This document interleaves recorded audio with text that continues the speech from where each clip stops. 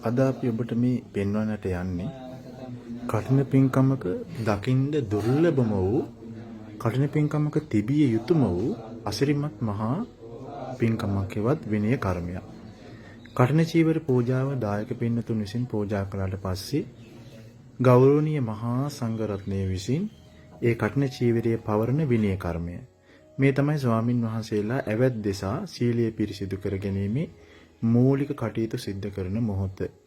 මේ වගේ ගලාගෙන යන 12 හෝ සීමාවකට ගිහිල්ලා ස්වාමින් වහන්සේලා 12 නම් සීමාව සම්මත කරගන්නවා තමයි මේ පෙනෙන්නට තියෙන්නේ. සම්මත කරගත්සයින් පස්සේ උන්වහන්සේලා විසින් භාග්‍යවතුන් වහන්සේගේ විනය කරුණු දේශනා කරමින් ඒ විනය කර්මය කළා සුදුසු භික්ෂුන් වහන්සේට චීවරයේ පවරනු ලබනවා. නමෝ තස් භගවතු අරහතෝ සම්මා සම්බුද්දස්ස නමෝ තස් භගවතු අරහතෝ සම්මා සම්බුද්දස්ස නමෝ තස් භගවතු අරහතෝ සම්මා සම්බුද්දස්ස සුනාතු මේ වන්තේ සංඝෝ ඉදං සංඝස්ස කඨින චීවරං උප්පන්නං යදි සංඝස්ස පත්ත කල්ලං සංඝෝ ඉමං කඨින චීවරං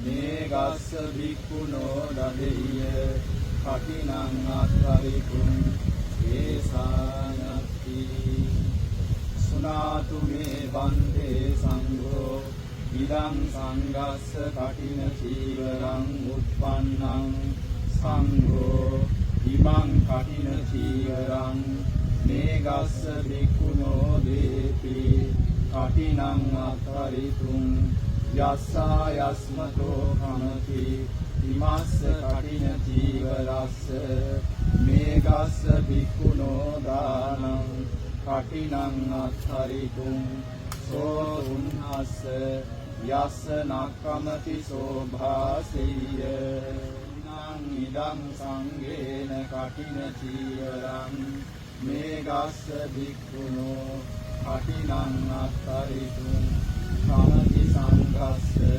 තස්මාතුන්හි ඒවමේ සංඛාරයාමි දින්නම් ඉදං සංඝේන කඨින චීවරං මේගස්ස භික්ඛුනෝ කඨිනං අත්ථරිතුං කමති සංඝස්ස තස්මාතුන්හි ඒවමේ සංඛාරයාමි දින්නම් ඉදං සංඝේන කඨින චීවරං මේගස්ස භික්ඛුනෝ කඨිනං අත්ථරිතුං කමති සංඝස්ස තස්මාතුන්හි ඒවමේ සංඛාරයාමි.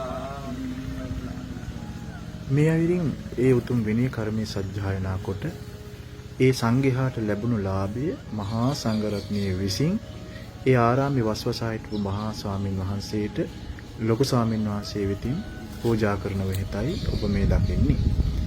මේ විදිහට මහා සංඝරත්නය එකතු වෙලා සියලු විනය කර්මද කිරීමෙන් අනතුරුව තමයි කඨින චීවර පූජාවක් ਸਰව සම්පූර්ණ වුණා කියලා අපිට අනුමෝදන් වෙන්න පුළුවන්කම ලැබෙන්නේ. ඒ නිසා මහා සංඝරත්නය විසින් අති උතුම් විනය කර්මයකින් මේ චීවරය සුදුසු භික්ෂුවට වස්වසා වැඩ සිටපු භික්ෂුවට වක්ශික්ෂාපදේ ආරක්ෂා කරගනිමින් මැඩවීම අවසාන කාලයේ ජීව උතුම් භික්ෂුවට ඒ චීවරය පවරනු ලබනවා. ඒ බඳු උතුම් විනය කර්මයේ සමගින් සම්පූර්ණ කඨින චීවර පූජාවක් දායක පින්වතුන්ටත් මහා සංඝරත්නයටත් ආනිසංස ලැබෙන විදිහට සිදු කරගත්තා වෙනවා. තෙරුවන් සරණයි.